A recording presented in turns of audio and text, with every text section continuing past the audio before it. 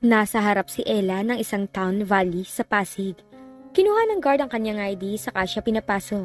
Dahan-dahan siyang nagmaneho habang pilit tinatandaan ang numero ng bahay ni Simon.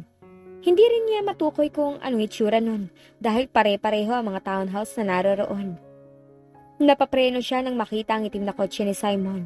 Ipinarada niya ang sariling kotse at bumaba. Huminga muna siya ng malalim bago kumatok sa bahay. Ilang saglit lang bumukas ang pinto, napalunok siya.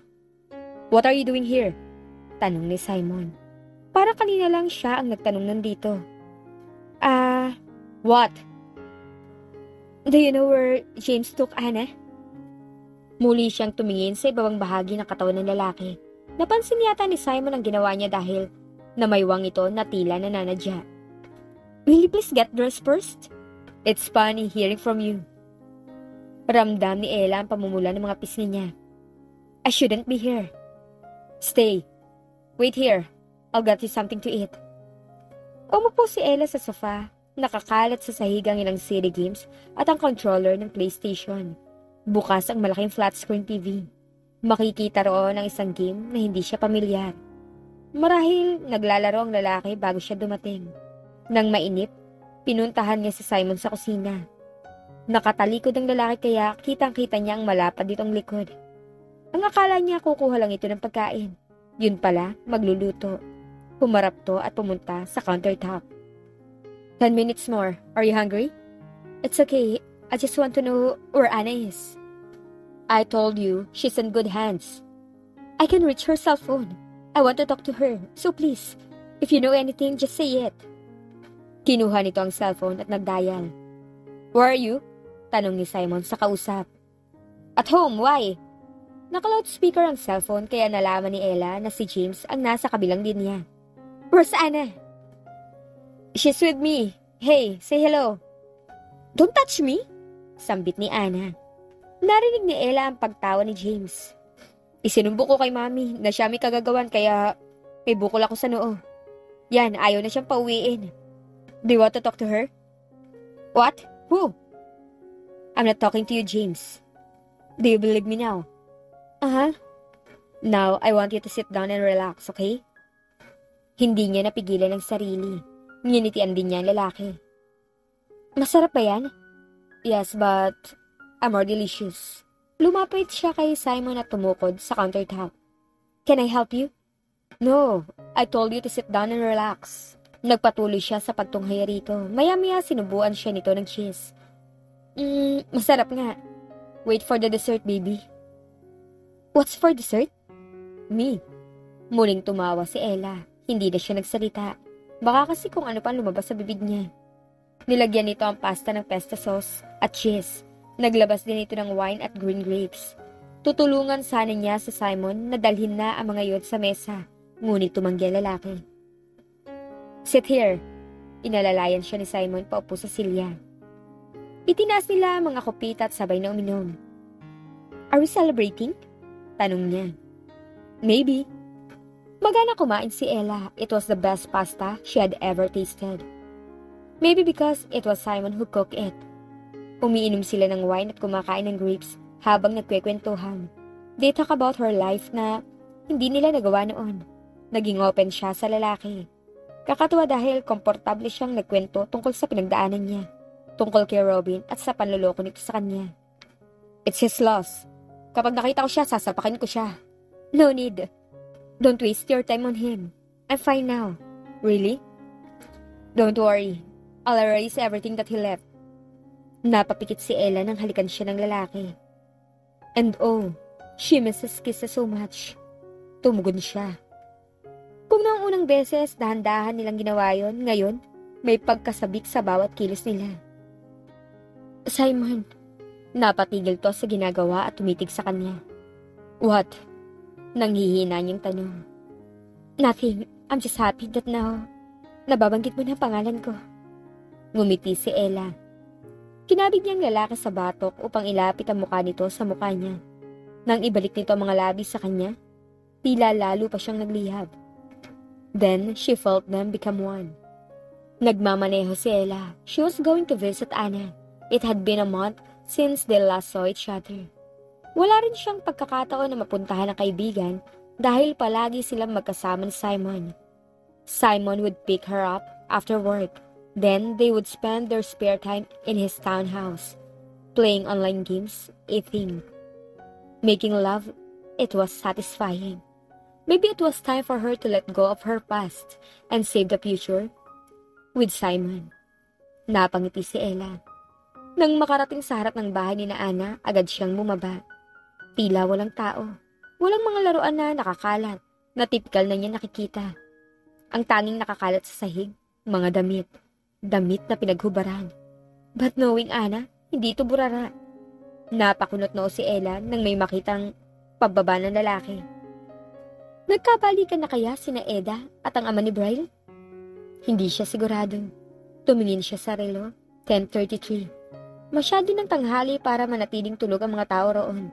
Kahit na sabihin pang Sunday, hindi rin ugali na magkapatid na manatiling nakahilata sa kama, lalo na't may bata. Nakatuwa dahil kahit ang ingay ni Bryle, hindi niya naririnig. Dumiretso siya sa kwarto ni Yana. Napasinghap siya sa nabungaran at agad na naisara ang pinto. Ella! Tawag ni Ana. Hindi rin pinansin ni Ella. Pumunta siya sa kusina at agad na uminom ng malamig na tubig. Tila kinapos siya ng hininga sa nakita. Ella! Nilingon niya ang kaibigan ngunit agad ding tumalikod. Get dressed! Nang lumingon ulit siya ay nakaroba na ito. Nasa likuran nito si James. Tumawa siya ng paghak. Ella, let me explain. Explain what? Hindi ako bulag para hindi maintindihan ang nakita ko. At lalong hindi na ako bata para hindi ko malaman kung anong ginagawa niyo. Gano'n na to katagal? Binalingan ni Ana si James. Can you leave us two alone for a while? Salamat ha. 2 weeks ago.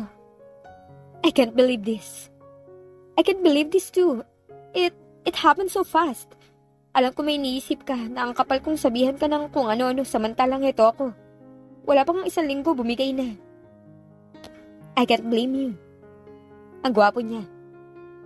Are you happy, Ana? I am. Me too. Welcome to the club. Hindi na niya tinanong si Ana tungkol sa detalye kung paano nagsimula ang relasyon nito at ni James. Ang mahalaga, masayang kaibigan. It was pure happiness. The 4 of them decided to go out. Nang malaman ni Simon ang nangyari, tila hindi na ito nagulat. Marahil in-expect na nito yun. Sa nakalipas na buwan, naging maayos ang relasyon ni Ella at Simon. May mga pagkakataon na isinasama si Ella ng lalaki sa mga branch ng computer shop nito. Hindi pa rin niya nakakalimutan ang responsibility niya rito bilang tagahawak ng account nito.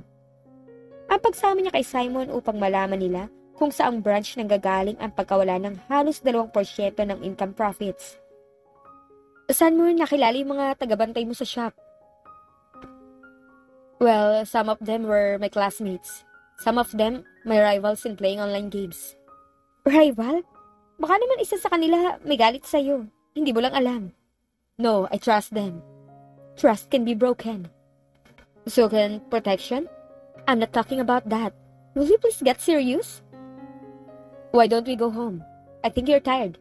No, I'm not. This is my job. Kung gusto mong masolusyonan to, umayos ka. Master, mukhang pinili mo ng GF kaysa sa Dota. I think you're right. I'm going home. Alright, ihatid na kita. I'm not coming with you. What? Why? Are you still mad at me? I'm sorry, okay? Huwag ka na magalit, please. I'm not mad, okay? I just want you to be serious about this matter. Ihatid mo ako sa apartment. Ayaw mo ba sa bahay umuwi? I'm not feeling well. I'll take care of you, don't worry. Hindi pwede. I think I'm having my period. So? You know we can't... Ella, it's not about you and me in bed. It's about us being together. Don't think that way, please. I'm sorry. Nang makarating sa townhouse, agad na ipinaghanda ni Simon ng soup si Ella. He was very thoughtful. Para tuloy gustong umiyak ni Ella. Hindi dahil sa pagbabago ng kanyang pakiramdam, dahil sa period, kundi dahil Simon was the man she had been looking for. He was her everything. He was her love. He was hers. Are you sure it's from the Ermita branch? Tanong ni Simon. I am. The other branches have complete income reports. Meron din naman ang Ermita branch siya. Yes, pero may pagkakaibang report ng branch. The reports of the other branches are complete. Pare-pareho. Naibang ang Armita branch. Walang nakalagay kung ilan ang nagagasto sa print, scan, Xerox, and kung ano-ano pang expenses. Pati ang hours ng mga naglalaro hindi nagkatugma sa past reports. You're a businessman.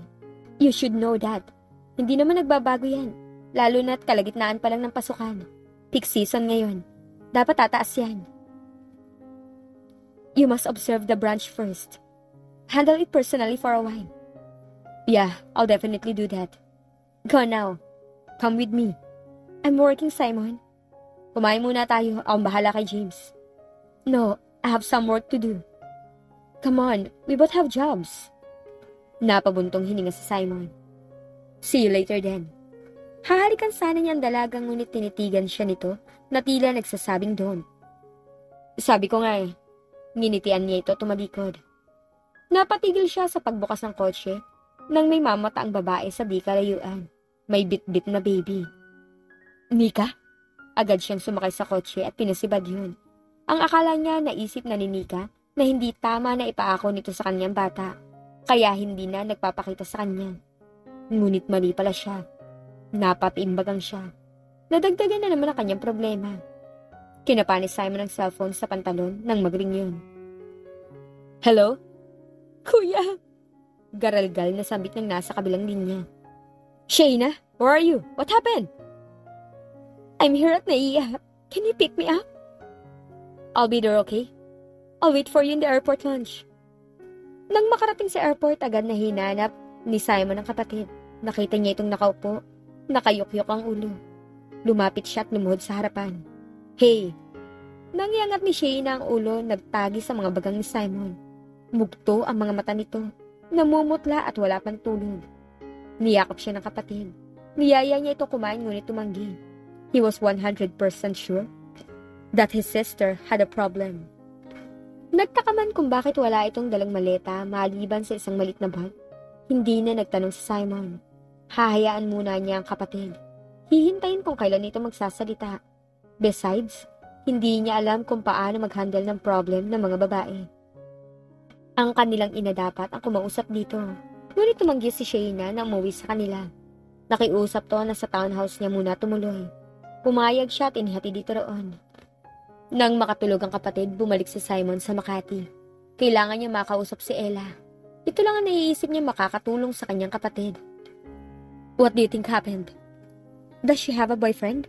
No, she doesn't. Kung meron man, dapat ipinakilala niya sa akin. She was in Singapore for almost a year.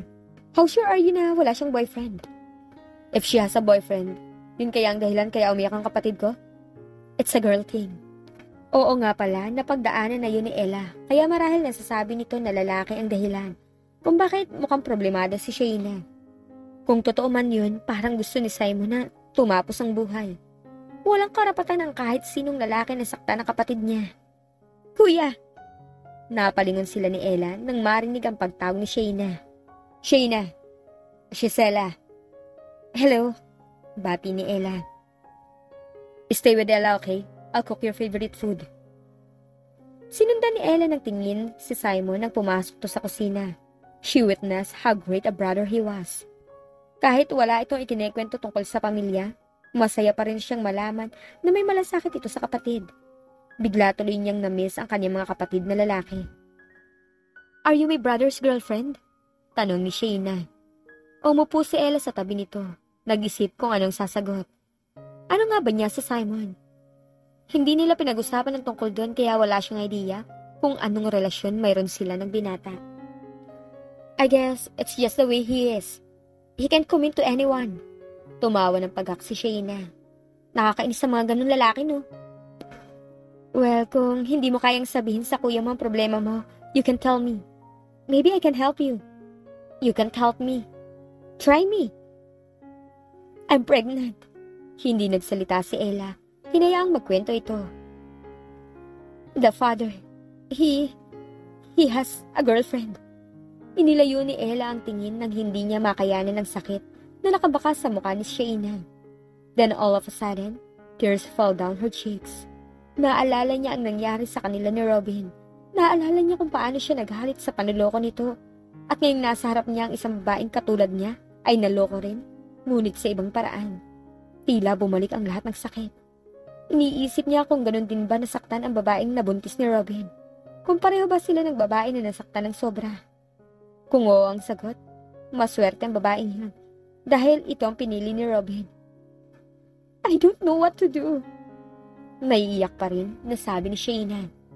Where is he? Napalingon si Ella kay Simon na siyang nagsalita.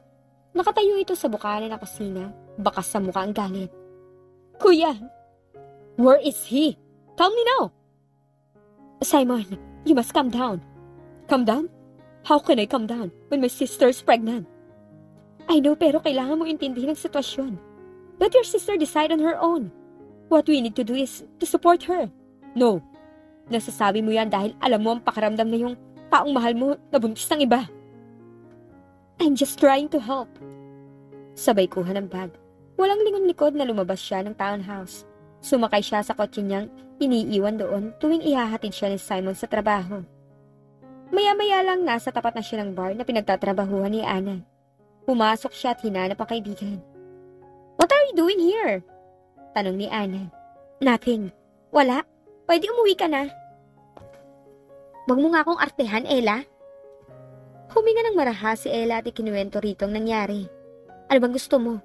Huwag piliin ng lalaki si Shayna over his girlfriend? Hindi sa ganun. I'm not against women who get pregnant by men who already have girlfriends. Really now?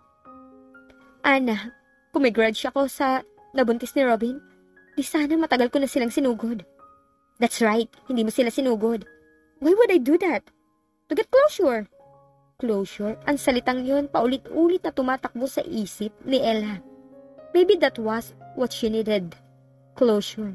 Dapat tapusin na niya ang dapat tapusin sa pagitan nila ni Robin. Matagal na dapat niyang ginawa yun. Napabuntong hininga si Simon nang maalala si Ella. He missed her terribly. Alam niyang may nasabi siyang masakit nito, ngunit saka na lang siguro niya ayusin yun kapag tapos na ang kanyang problema kay Shayna. Nagmamaneho siya, sinusundan ng isang puting Ford Everest. Shayna said that the man who was driving was Enzo, her boyfriend. Umuwi raw ang lalaki mula sa Singapore 1 buwan nang nakararaan. Nangako raw si Enzo na babalik sa Singapore at pakakasalan si Shayna. Ngunit isang araw, hindi na makontak ni Shayna ang lalaki. Yun pala nasa Pilipinas na at pinuntahan ng matagal na pala nitong girlfriend. Napahigpit ang hawak ni Simon sa manibela. Nangako siya sa kapatid na kakausapin ng lalaki. Ngunit hindi pa man nangyayari yun, gigil na siya. Lalo na nang pumarada ang kotse ni Enzo sa isang bar sa Makati. Baka kung anong magawa niya sa lalaki. Agad siyang bumaba at pumasok sa bar. Napapikit siya ng tamaan ng mga mata ng iba't ibang kulay ng ilaw. Hindi na siya sanay dahil halos ilang buwan na rin na hindi siya nakakapag-bar. Naglakad siya at nakipagsiksikan. Nakita niya si Enzo sa isang sulok ng bar, mag-isang umiinom. Pinuntahan niya ang lalaki at mupo sa tapat nitong silya. Kunot nang tumingin si Enzo sa kanya. Hindi ako gumagamit ng bawal na gamot. Nainis si Simon. Mukha pa siya nagbebenta ng bawal na gamot? Pero sa isang banda natuwa siya dahil mukhang matino ang tatay ng kanyang magiging pamangkin. Ngunit hindi pa rin nun mabubura ang katotohanan. Niloko nito ang kanyang kapatid. I'm Simon Daniva. Does my name ring a bell? Maring niyang bigkas. Dumaan ang pagkalito at pagkagulat sa mukha ni Enzo. Shayna, where is she? My sister doesn't want me to hurt you. You must thank her for that. Dahil kung ako lang, baka kanina ka pa nakabulagta. I understand if you're angry. Oh, you don't know what I'm feeling right now. I know, I lied to her, and I regret it. You must. I love Shayna, but things are complicated. Can I talk to her? I want to explain to her everything. Talk to her? And what? Hurt her again? No way, brother. I just want to set things right. Nagulat si Simon sa inasta ng lalaki. 33 years na siyang nabubuhay pero kahit kailan hindi pa siya umiyak. He thought men should not cry. Do you really love my sister? I do. Very much so. All right, but I want to clear something up first. If you leave her again, I swear, you're never going to see her again, understand? Tumangon lalaki. Ibinigay niya ang address ng kanyang townhouse. Nagpapasalamat si Enzo at agad na umalis. Natigilan si Simon nang biglang pumasok sa isip niya si Nika. Dapat ba niya kausapin ang babae? Kung ang kapatid niya hirap na sa pinagdadaanan nito. Marahil ganun din si Nika. Dapat ba siyang makonsensya? Dahil hindi niya hinayaang magpaliwanag ang babae? Hindi rin pala siya nalalayo kay Enzo. Ang pagkakaiba nila, si Enzo gustong itama ang lahat. Pero siya, ang ginawa niya ay magtago. Tumango si Simon. Napalingon siya nang may mahagip ang mga mata. It was Ella. She was sitting next to a man. Sumikdo ang kanyang puso, kasabay ng pagbuhos ng selos. Kinalma niyang sarili. Hindi siya dapat magpadaig sa selos. Tinawag niya ang isang waiter. Who's that man? Si Sir Robin po. Siya pong may-ari nitong bar. Hindi na nagawang magpasalamat ni Simon. Agad siyang lumabas ng bar. Mabilis siyang nagmaneho. Hindi sigurado kung saan pupunta. Robin. Napapreno siya bigla ng isang realisasyon ang pumasok sa isip. Ella never left her boyfriend. Or maybe, they got reconciled. Kahit alin pa sa dalawa, iisa lang ang ibig sabihin nun. Niloko siya ni Ella. Hindi niya namalayan ang mga luhang pumatak mula sa mga mata. I'm sorry for what I did. Tiningnan ni Ella si Robin. They were inside his bar. Sinadya niya roon ang lalaki upang linawin ang mga bagay-bagay. There was one thing that she realized when she saw him again. She had moved on. Now, she was ready to forgive him and forget the past. I guess we drawn in intimacy, not love. No, I guess not. Talaga minahal kita. Pero pakiramdam ko may kulang. You were always busy. Lagi na lang tayo nakakulong sa apartment. I wanted something new. I used to pretend that we would get married someday. Napatingin si Robin sa kanya. Hindi ko alam na iniisip mo pala magpakasal sa akin. Yun siguro ang naging mali natin. We never talk. Yeah, I'm sorry about that. I was your first story and certainly not your last. I hope you can forgive me. I do. By the way, thanks for being the person who taught me about heartbreak. I really wish you all the best. Ang pangit sa pakiramdam na nagpapasalamat ka sa akin dahil nasaktan kita. But I know someone will teach you how to love again. You deserve someone better, Ella. Don't ever think that you don't. Salamat. Biglang pumasok sa kanyang isip si Simon. Marahil oras na upang harapin niyang lalaking nagturo sa kanya kung paano muling magmahal. Ano ba talaga nangyari? I don't know, okay? Naiinis sa sagot ni Ella. O ano, ganyan ka na lang. Ba't kasi hindi mo siya puntahan? What for? Ako ba may kasalanan? Why don't you ask James? Tinanong ko na hindi rin niya alam eh. Halos isang buwan na silang hindi nagpapansinan ni Simon. Nagkikita sila sa bangko ngunit tungkol lang sa account ng lalaki ang pinag-uusapan nila. Halos 5 minuto lang sila mag-uusap pagkatapos alis nito. May mga pagkakataon na naiiyak na si Ella habang kausap si Simon. Ngunit pinipigilan niya ang sarili. She loved him. Pero hindi siya sigurado kung ganun din ito sa kanya.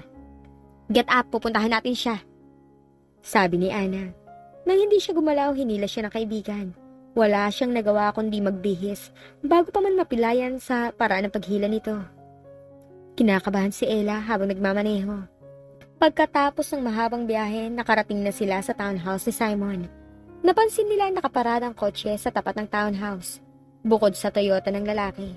Agad silang bumaba at naglakad papunta sa bahay. It's James' car. What is he doing here? Huminto sila ni Anna sa tapat ng nakabukas na pinto ng townhouse. Hindi sila tuluyang pumasok dahil napatigil sila sa narinig na pag-uusap mula sa loob ng bahay. What if they found out na sinadya lang ang lahat? Na nilapitan mo lang si Anna para makuha ko si Ella? Dinig nilang sambit ni Simon. Let's just forget about that. So, ayaw mo na talaga kay Ella? Yeah, katulad lang siya ng ibang babae. Nasaktan si Ella sa narinig. Mukhang tama si Shayna. Walang balak si Simon na makipag-commit kahit kanino. Ang masakit, ikinukumpara siya ng lalaki sa mga babaeng ikinama nito. Siya naman si Loka. Nagpapakahangal, hindi na natuto. Idinamay pa niyang kaibigan na ngayon ay tulala na. Whatever you say, man. So, what about your daughter? Tanong ni James. Daughter? Let's go. Let's go na, Ella. Ngunit hindi tuminag si Ella. Gusto niyang malaman kung tama ba ang pagkakarinig niya. Shut up. Why? I saw your daughter. She's cute, man. Sabi ni James. She's not. Did I hear you right? Hindi nakatiis si Ella. Ipinaalam na niya ang presensya sa dalawang lalaki. Kailan niyo pa kami niloloko? Ella, it's not what you think. Sabi ni James. Si Simon na natili sa kinatatayuan tila walang pakialam sa nangyayari. We're not deaf. We heard everything. Pigil ang emosyong wika ni Anna. Naiiyak na rin. Since the day that we met. Simon, what are you saying? Baling ni James dito. You heard it right. I have a daughter. And you? It was good playing with you. It's time for me to go back to reality. No more fantasies. Shut up, Simon! What? I'm just telling those women na tama na. Well, bahala na kayong dalawa. Mga loko. Sabi ni Anna. Hindi makagalaw si Ella sa mga naririnig. Naramdaman na lang niya ang paghila ni Anna. Sumakay sila sa kotse. Habang nagmamaneho ang kaibigan, ramdam niya ang panginginig nila pareho. Salamat sa Diyos at makarating sila sa bahay ni na Anna nang ligtas. Para silang mga baliw, nakatulala lang. Maya-maya ang kanilang emosyon na pinipigilan nila, humulagpos na. Umiyak sila na parang wala nang bukas. It's your fault! Ako sa ni James sabay unday ng suntok kay Simon. I'm just saving you from those girls, bro. Sabi ni Simon sa po ang nagdurugong labi. Save me? You just ruined everything! Sumilay ang luha sa mga mata ni James kasabay ng pagtalikod. Are you crying? No, I'm not. Garalgal na ang boses nito. I just lost the woman I love, man. Why should I be crying? Natigalgal siya sa sinabi ni James. Love? Was it really possible to love someone? I tried to win her back. Pero hindi niya ako matingnan sa mga mata. Patuloy ni James. Umupo si Simon sa sofa at inabot ang nangangalahating bote ng alak na iniinom nila. Tinungga niya yun. Napangiwi siya nang maramdaman ang sakit sa gilid ng kanyang bibig. Lasing na si James, pero sa linggo-linggo nilang pag-inom, ngayon lang nakita ni Simon na naglabas ito ng nararamdaman. Base sa kwento ni James, naiisip niyang sinubukan ito makipag-ayos kay Anna. Ang akala niya hindi ito seryoso sa babae, ngunit nagkamali siya. Malay ba niya na ang paghingi ng tulong dito para paamuin si Anna? In return, makuha uli niya si Ella. Magiging dahilan upang umiyak ng gano'n ang pinsan. Tiningnan ni Simon si James na ngayon ay tulog na. Minsan naisip din niya na kausapin si Ella. Ngunit palagi siyang nauunahan ng kaba. Mukhang masaya na ang dalaga kay Robin, kaya bakit pa siya magugulo? Si Ella na rin naman ang nagsabi, na commitment. Kung ano ang gusto nito, ibibigay niya. Kinuha niya ang report tungkol sa account na ginawa ni Ella. Hindi ito mismo ang nagbigay nun sa kanya kundi iniwan lang sa bangko. Salamat na rin kay Ella dahil nasolusyonan niya ang problema sa negosyo. Ang tagabantay niya sa Ermita branch na si Ollie ay matagal na palang may relasyon kay Nika. Pinaimbestigahan niya ang dalawa. At nalaman na halos 5 taon na ang relasyon ng mga ito. Nalaman din niya na pinlano ng dalawa na paikutin siya upang perahan. Agad niyang tinanggal ito. Mula noon hindi na nagpakita ang dalawa. Si Shayna maayos na ang lagay kasama si Enzo. Naging maayos din ang pamilya ni Simon at ang kanilang negosyo. Wala na siyang problema except for one thing. Ella. Umalis na si Ella sa bangko at bumalik sa unang pinagtrabahuhan. Dahil sa bank connections ni James, nalaman niyang may account pala roon si Robin. Kaya pala bumalik doon si Ella. Muli uminom ng alak si Simon. Halos magluha ang kanyang mga mata nang inisang lagok ngayon. Wala siyang pakialam kung masunog ang lalamunan niya. Tumayo siya at iniwan ang natutulog na pinsan. Balak niyang bumili uli ng alak. Ngunit sa halip na sa convenience store dumiretso, natagpuan niya ang sarili na nagdadrive patungo sa bar ni Robin. Gusto niyang makita ito at si Ella. Gusto niyang kumbinsihin ang sarili na wala na hindi kailanman naging kanya si Ella. At kahit kailan, hindi magiging kanya. Hindi pa man nakakababa ng kotse si Simon ay natanong na niya si Robin. Napahigpit ang hawak niya sa manibela nang makita ang kakbay nito. Hindi yun si Ella. Ibang babae. Mukhang minamalas talaga si Ella. Patuloy itong bumabalik parang sa ano. Para masaktan lang? Sumakay si Robin at ang babae sa isang Fortuner. Sinundan ni Simon ang sasakyan. Maya-maya lang ay nasa isang subdivision na sila malapit sa Pasay. Bumaba si Robin at nag-doorbell sa isang bahay. May lumabas na isang matandang babae na may kargang batang lalaki. Nagmano si Robin sa matanda saka bumalik sa kotse kasamang bata. Nagalit si Simon. Galit na galit dahil ang lalaking binalikan ni Ella, patuloy pa rin pala itong niloloko. Kailan ba matututo ang babaeng yun? Nagmaniobra siya. Pupuntahan niya si Ella at sasabihin kung gaano ito nagpapakahangal sa isang lalaki. Kung kailangan niya magsabi na kung ano ng masasakit na salita, matauhan lang ito. Gagawin niya. Pumunta siya sa apartment ni Ella para lang sumakit ang kamay sa kakakatok sa pinto. Dahil walang nagbubukas. Bumaba siya, tinanong ang guard kung naroon si Ella. Wala na raw ang babae, lumipat na raw. Naisip ni Simon ang bahay ni Ana. Ang kaso, hindi niya alam kung saan eksakto sa Marikina. Wala ring saysay kung pupunta siya sa bar dahil ayon kay James, hindi na raw daw nagtatrabaho si Ana. Bumalik siya sa condo unit ni James. Malamang alam nito kung nasaan ang bahay ni Ana. Ang kaso, tulog pa rin ito nang maabutan niya. Wala siyang nagawa kundi ituloy kinabukasan ng balak. Napatulala si Ella ng pag-angat ng tingin, sinalubong siya ng mga matang alam niya na kahit kailan hindi na niya makakalimutan. Ang mga ala-alang kasamang lalaki ay nanumbalik, nagbigay sa kanya ng tamis. Kasabay ng pait nang wala siyang mabasang emosyon sa mga mata nito. Ganun mo ba siya kamahal? Kaya handa ka maging kerida? Tanong ni Simon. Excuse me? Ano ang karapatan nitong puntahan siya upang sabihin na kung ano-ano? Robin has a son. Ella, may asawa. Hindi ka ba nahiya sa ginagawa mo? Napanganga si Ella na walang pakundangang pahayag ng lalaki. Ang kapal na mukha nitong sabihan siya na kung ano-anong akusasyon. Get out of here! Why? Can't you take the fact that you are everybody's girl? Sinampal niya si Simon. Wala siyang pakialam kung nakatingin ang lahat ng tao sa bangko na yun. What's happening in here? Ella? Tanong ni Robin. Kasama nito ang asawang si Kate. Bit-bit nito ang anak na si Ronald. Narinig ni Ella ang pagtawa ni Simon. Hindi niya kinaya yun, kaya agad siyang umalis. Nang araw na yun ay napagdesisyonan niyang umuwi sa Catanduanes. Nang makarating sa kanilang bahay, agad siyang dinaluhan ng bunsong kapatid. She was tired and broken. Niyakap siya ng mga magulang. Inilabas niya sa mga itong nararamdaman. Mula umpisa hanggang sa huli, ang mabigat na bagay na daladala niya ay gumaan. Salamat sa kanyang pamilya. Ana? Gulat na sambit ni Ella nang makita si Ana. Ano ginagawa mo rito? Malamang na-miss kita. Ella? About Simon. Napatigil si Ella nang marinig ang pangalan ng lalaki. Ano kasi? Hindi na nito na ituloy ang dapat sabihin nang dumating ang kanyang nanay. Nagtaka si Ella nang hindi nagulat ang ina nang makita si Ana. Nagluto ka na ba, Ella? Tanong ng nanay niya. Abay, magluto ka na. At igawa mga bisita. Tatanungin sana ni Ella ang ina kung sino ang bisita nang pumasok ang kanyang ama at kapatid. Kasama sina Simon at James.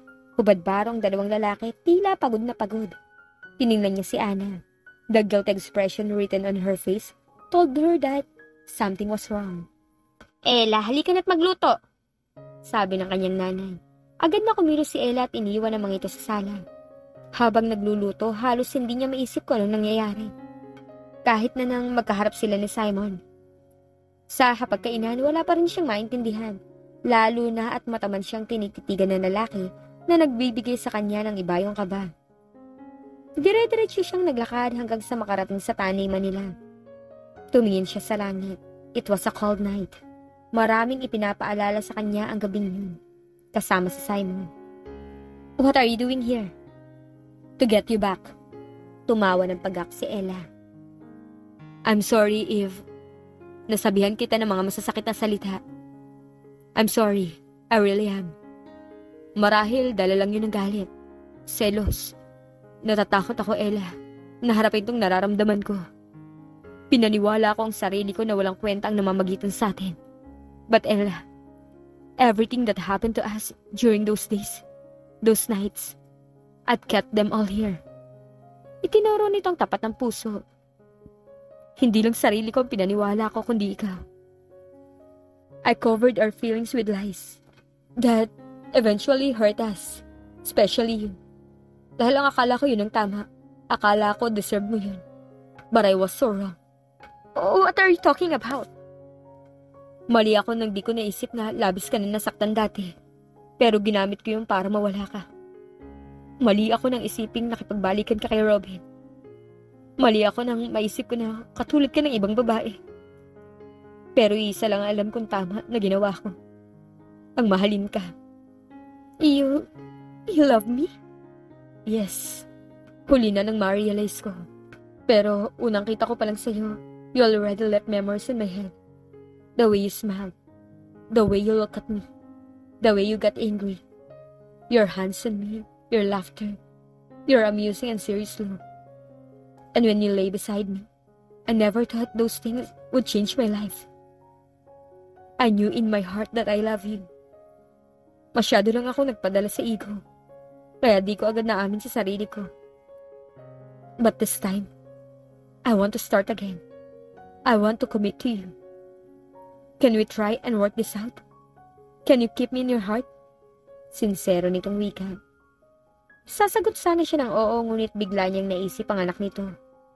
You have a daughter. No, I don't. Sinabi ko lang yun para saktan ka. Alam kong mali ako. Ikinuwento ni Simon ang tungkol kina Ollie at Nika. Paano ko naman malalaman kung totoo yun? Why don't you ask your parents? Napakunot noo si Ella. Napag-alaman niya na halos 2 linggo nang nasa Catanduanes. Sina James, Simon at Ana. Ang 2 lalaki palihim palang tumutulong sa kanilang taniman. Hindi niya alam yun dahil hindi siya lumalabas ng bahay. Naninilbihan daw ang 2 lalaki. At para na rin daw makabawi sa kanila ni Ana. Pumayag ang mga magulang niya dahil nakita ng mga ito ang sinseridad ng dalawa. It was Ana's idea. How can I trust you? How about this? Ella, I want you to be my wife and be the mother of my children. Hindi napigilan ni Ella ang mapaluha. I never thought that this day would come. Noon hinihintay ko si Robin na gawin yan. I waited and waited. And I thought it was okay because I trusted the man. Pero hindi pala sapat na may tiwala ka lang sa isang tao. You must reach for him. Be with him. Love him. And that's what I did. Not with Robin, but with you. Noong una tayo magkasama, it felt natural. Dumating ang araw na nakikita kita nakasama ko. Sa isang bahay, masaya. Napangiti siya habang napapaluha. Huwag kang mag-alala, Ella. Nandito lang ako sa lugar kung saan palagi mo ako maaabot. I love you. Now, tell me that you love me too, please. I love you, Simon. Hindi ko makakalimutan ang bawat sandali na magkasama tayo. Dahil ang bawat sandaling yun, tumatak sa akin. So, is that a yes? Ibiniti ni Ella ang sagot.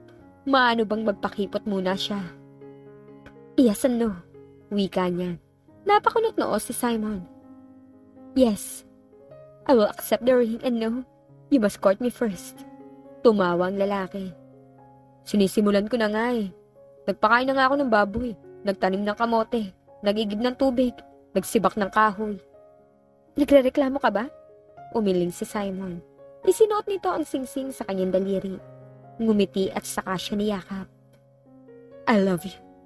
I love you so much. Muli, napaluha si Ella habang nakangiti. Robin was her first story. And Simon was her last. But that's what's important. Kayo mga viewers, ano para sa inyo ang definition ng pagtitiwala? Lalo na sa inyong minamahal. At dito na po nagtatapos ang love story ni na Simon at Ella. Sana'y muli niyong subaybayan ang mga susunod na love story na aming ibabahagi sa inyo. Thank you and God bless you all.